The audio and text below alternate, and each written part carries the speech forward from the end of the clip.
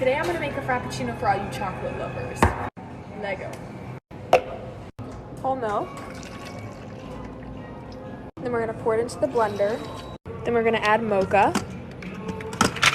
Java chips, cookie crumble, and dark chocolate curls. Then I'm gonna add cream base, ice, and then blend. I'm gonna add a little cookie crumble at the bottom. Then pour it into the cup.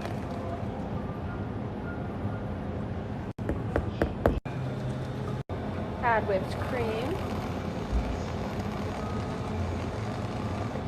Some more cookie crumble. A lid. There you have a secret menu chocolate explosion Frappuccino. Enjoy.